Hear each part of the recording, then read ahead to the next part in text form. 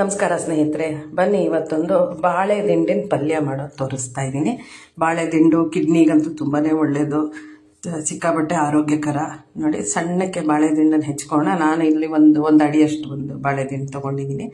ನೋಡಿ, ಈ ಥರ ಸಣ್ಣಕ್ಕೆ ಹೆಚ್ಬಿಟ್ಟು ನೀರಿಗೆ ಹಾಕ್ಬಿಟ್ಟು ಒಂದು ಬಿದಿರು ಅಥವಾ ಒಂದು ತರಿಯಾಗಿರೋದು ಯಾವುದಾದ್ರು ಒಂದು ಕಡ್ಡಿ ಹಾಕಿದ್ರೆ ನಾರೆಲ್ಲ ಬಂದ್ಬಿಡುತ್ತೆ. ನಾರು ತೆಕ್ಕೊಳ್ಳೋಣ. ಬನ್ನಿ, ಕಡಲೆಬೇಳೆ ಒಂದು ಸಣ್ಣ ಬಟ್ಲಷ್ಟು ನೆನೆಸಿಟ್ಬಿಡೋಣ. ಒಂದು 2 hours ಚೆನ್ನಾಗಿ ನೆನೀಲಿ ಕಡಲೆಬೇಳೆ. ತೊಳೆದು ನೀರು ಹಾಕ್ಬಿಟ್ಟು ನೆನೆಯಕ್ಕೆ ಇಟ್ಬಿಡೋಣ. ಸ್ವಲ್ಪ ಬೆಂದಿರೋ ಕಡಲೆಬೇಳೆ ಹಾಕಿ ಮಾಡೋದ್ರಿಂದ ತುಂಬಾ ಚೆನ್ನಾಗಾಗುತ್ತೆ. ಸಿಂಪಲ್ಲು ಆದ್ರೂ ಭಾಳ ರುಚಿಯಾಗಿರುತ್ತೆ. ನೋಡಿ, ಕೆಲವೊಬ್ರು ಬೆಳಗ್ಗೆ ಬ್ರೇಕ್ಫಾಸ್ಟ್ ತಿನ್ನಲ್ಲ, ಅನ್ನದ ಪದಾರ್ಥ ತಿನ್ನಲ್ಲ ಅನ್ನೋರು ಈ ಥರ ಮಾಡ್ಕೊಂಡ್ಬಿಟ್ರೆ ಆರೋಗ್ಯಕ್ಕೆ ತುಂಬಾ ಒಳ್ಳೆಯದು. ನಾನು ಈ ಥರ ಮಾಡಿದಾಗೆಲ್ಲ ಒಂದು ಬಟ್ಲು ಇದನ್ನೇ ತಿನ್ಬಿಡ್ತೀನಿ, ಇನ್ನೇನು ತಿನ್ನೋಕ್ಕೆ ಹೋಗೋದೇ ಇಲ್ಲ. ನೋಡಿ, ಈಗ ಚೆನ್ನಾಗಿ ಕಡಲೆಬೇಳೆ ನೆಂದಿದೆ. ಈಗ ಅದನ್ನು ಸಪ್ರೇಟಾಗಿ ಬೇಯಿಸ್ಕೊಳ್ಳೋಣ. ಉಪ್ಪೇನು ಹಾಕೋದು ಬೇಡ, ಹಾಗೆ ಬೇಯಕ್ಕಿಡೋಣ. ಸ್ವಲ್ಪ ಬೆಂದ ಮೇಲೆ ಮುಕ್ಕಾಲೆಲ್ಲ ಬೆಂದೋಗುತ್ತೆ, ತುಂಬ ಮ್ಯಾಶ್ ಆಗಬಾರ್ದು, ಆ ಥರ ಬೇಯಿಸ್ಕೊಳ್ಳೋಣ. ನೋಡಿ, ಈ ಥರ ಕಾಳು ಕಾಣಿಸ್ತಾ ಇರಬೇಕು, ಆದರೆ ಬೆಂದಿರಬೇಕು. ಈ ಥರ ಬೇಯಿಸ್ಕೊಳ್ಳೋಣ. ಬೇಯಿಸ್ಕೊಂಡು ಒಂದು ಜಾಲರಿ ಮೇಲೆ ಹಾಕಿ ಸೋಸ್ಕೊಂಬಿಟ್ಟು ನೀರು ತೆಗೆದ್ಬಿಡೋಣ. ಬೇಳೆ ಮಾತ್ರ ಪಕ್ಕಕ್ಕೆ ಎತ್ತಿಟ್ಕೊಳ್ಳೋಣ. ಒಂದು ಸಣ್ಣ ಬಟ್ಲಷ್ಟು ಆದರೆ ಸಾಕು. ನಾನು ತಗೊಂಡಿರೋ ಬಾಳೆ ದಿಂಡಿಗೆ ಇಷ್ಟು ಹಾಕಿದ್ರೆ ತುಂಬಾ ಪಲ್ಯ ಆಗುತ್ತೆ. ಚೆನ್ನಾಗಿ ಒಂದು 5-6 ಜನಕ್ಕೆ ಆಗೋಷ್ಟೇ ಪಲ್ಯ ಆಗುತ್ತೆ. ತುಂಬಾ ಸಿಂಪಲ್, ಅದು ತುಂಬ ಚೆನ್ನಾಗಿರುತ್ತೆ. ಯಾರೆಲ್ಲ ಸಬ್ಸ್ಕ್ರೈಬ್ ಮಾಡಿದೆ ನನ್ನ ಚಾನಲ್ ನೋಡ್ತಾ ಇದ್ದೀರಾ, ದಯವಿಟ್ಟು ನೋಡಿ, ಪೂರ್ತಿ ವಿಡಿಯೋ ನೋಡಿ ಸ್ನೇಹಿತರೆ. ನೋಡಿ, ಈಗ ಒಂಚೂರು ನಾರಿಲ್ದಂಗೆ ಬಾಳೆ ದಿಂಡನ್ನ ಚೆನ್ನಾಗಿ 2-3 ಸಲ ತೊಳೆದು ಹೆಚ್ಚಿಟ್ಕೊಂಡಿರೋದು ತೋರಿಸ್ತಾ ಇದ್ದೀನಿ. ಬನ್ನಿ, ಇದಕ್ಕೆ ಬೇಕಾಗಿರೋ ಪದಾರ್ಥ: ಹಸಿಮೆಣಸಿನ್ಕಾಯಿ, ಕರ್ಬೇವಿನ ಸೊಪ್ಪು, ನಿಂಬೆಹಣ್ಣು, ಕಾಯಿ ತುರಿ, ಒಂದು ಸ್ವಲ್ಪ ಹಿಂಗು, ಸಾಸಿವೆ, ಎಣ್ಣೆ ಅಷ್ಟೇನೆ. ನೋಡಿ, ಒಂದು ಸ್ವಲ್ಪ ಒಂದು 2 ದೊಡ್ಡ ಸ್ಪೂನ್ ಅಷ್ಟು ಎಣ್ಣೆ ಹಾಕೋಣ. ಎಣ್ಣೆ ಕಾಯ್ದು ಸಾಸಿವೆ ಹಾಕೋಣ. ಸಾಸಿವೆ ಚಟ್ಪಟ ಅನ್ಸಿಡಿಲಿ ಒಂದು ಬಾಣಲಿಲಿ. ಈಗ ಹಸಿಮೆಣಸಿನ್ಕಾಯಿ, ಖಾರಕ್ಕೆ ತಕ್ಕಷ್ಟು ಹಸಿಮೆಣಸಿನ್ಕಾಯಿ ಹಾಕೊಳ್ಳಿ. ನಾನಿಲ್ಲೊಂದು 4 ಹಸಿಮೆಣಸಿನ್ಕಾಯಿ ಸಣ್ಣಕ್ಕೆ ಹೆಚ್ಚಿಟ್ಕೊಂಡಿರೋದು ಹಾಕ್ತಾ ಇದ್ದೀನಿ. ಕರ್ಬೇವಿನ ಸೊಪ್ಪು ಹಾಕ್ಬಿಡೋಣ. ಒಂದು ಸುತ್ತು ಹುರಿಯೋಣ ಸಾಕು. ತುಂಬ ಅದು ಗರಿಯಾಗಿ ಮಾಡ್ಬಿಡ್ಬಾರ್ದು. 1-2 ಸುತ್ತು ಅಂದರೆ ಇದರಲ್ಲಿ ಲೋ ಫ್ಲೇಮಲ್ಲಿ ಇಟ್ಬಿಟ್ಟು ಹುರಿದ್ರೆ ಸಾಕು.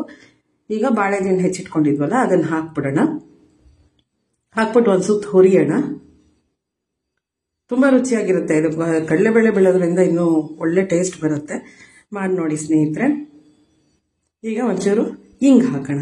ನಾನಿಲ್ಲಿ ಪುಡಿ ಹಿಂಗೆ ಹಾಕ್ತಾ ಇದ್ದೀನಿ. ನಿಮ್ಮ ಮನೇಲಿ ಯಾವ ಹಿಂಗಿದೆಯೋ ಅದನ್ನು ಹಾಕ್ಕೊಳ್ಳಿ ಸ್ವಲ್ಪ. ಈಗ ರುಚಿಗೆ ತಕ್ಕಷ್ಟು ಉಪ್ಪು ಹಾಕೋಣ. ಉಪ್ಪು ನೋಡ್ಕೊಂಡು ಹಾಕ್ಕೊಳ್ಳಿ, ಇದಕ್ಕೆ ಜಾಸ್ತಿ ಉಪ್ಪು ಬೇಕಾಗಲ್ಲ. ಉಪ್ಪು ಹಿಡಿಯಲ್ಲ ಇದು, ಸ್ವಲ್ಪನೇ. ನಾನು ಅದಕ್ಕೆ ಒಂದು ಅರ್ಧ ಸ್ಪೂನೇ ಹಾಕಿದ್ದೀನಿ. ಎಲ್ಲ ಮಿಕ್ಸ್ ಮಾಡೋಣ. ಈಗ ಕಡಲೆಬೇಳೆ ಸೋಸ್ಕೊಂಡಿದ್ವಲ್ಲ ಬೆಂದಿರೋದು, ಅದೇ ನೀರು ಹಾಕೋಣ ಇದಕ್ಕೆ. ಅದನ್ನು ಚೆಲ್ಬಿಡೋದು ಬೇಡ, ಅದನ್ನು ಇದಕ್ಕೆ ಬೇಯಕ್ಕೆ ಉಪಯೋಗಿಸ್ಕೊಂಡ್ಬಿಡ್ಬೋದು. ಅದೇ ನೀರು ಹಾಕೋದು ತೋರಿಸ್ತಾ ಇದ್ದೀನಿ. ಸ್ವಲ್ಪ ಹಾಕಿದ್ರೆ ಸಾಕು. ಅಷ್ಟನ್ನು ಹಾಕ್ಬಿಟ್ರೆ ಏನಾಗುತ್ತೆ, ಬೇಳೆ ಬೇಗ ಕಡಿಮೆ ನೀರು ಹಾಕ್ಕೊಂಡ್ರೆ ಸಾಕು. ಅಷ್ಟು ಹಾಕ್ಬಿಟ್ರೆ ತುಂಬ ಹೊತ್ತು ಅದು ನೀರು ಹೋಗೋವರೆಗೂ ಹುರಿಬೇಕಾಗುತ್ತೆ. ಸ್ವಲ್ಪ ಹಾಕ್ಕೊಂಡ್ರೆ ಸಾಕು. ಹಾಕೋಣ. ನೋಡಿ, ತುಂಬ ಚೆನ್ನಾಗಾಗುತ್ತೆ ಸ್ನೇಹಿತರೆ. ನನ್ನ ಕೊಲೀಗ್ಸ್ ಎಲ್ಲ ತಿಂದು ಭಾಳ ಚೆನ್ನಾಗಿದೆ ಅಂದರು. ನಾವು ನೆಕ್ಸ್ಟ್ ಟೈಮ್ ಇದೇ ಥರ ಮಾಡ್ತೀವಿ ಅಂತಂದ್ರೆ ಒಂದು ತಟ್ಟೆ ಮುಚ್ಚಿಬಿಟ್ಟು ಬೇಯಕ್ಕೆ ಇಟ್ಬಿಡೋಣ.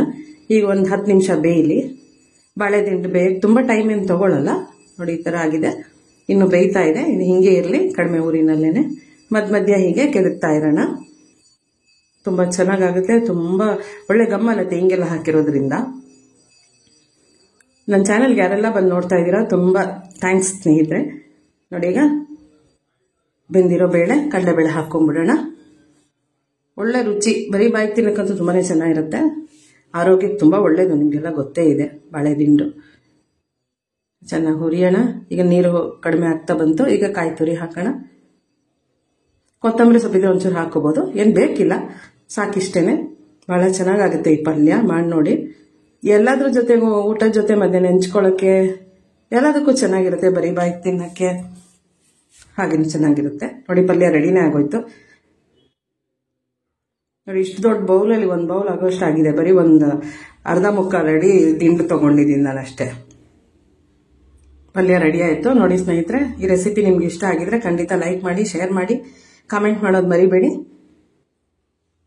ಸಬ್ಸ್ಕ್ರೈಬ್ ಮಾಡಿಲ್ಲದ್ರೆ ಖಂಡಿತ ಸಬ್ಸ್ಕ್ರೈಬ್ ಮಾಡ್ಕೊಳ್ಳಿ ಸ್ನೇಹಿತರೆ.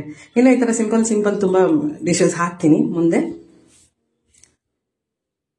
ನನ್ನ ರೆಸಿಪಿ ಕೊನೆವರೆಗೂ ನೋಡಿದ್ದಕ್ಕೆ ನಿಮಗೆ ತುಂಬ ಥ್ಯಾಂಕ್ ಯು ಸೋ ಮಚ್.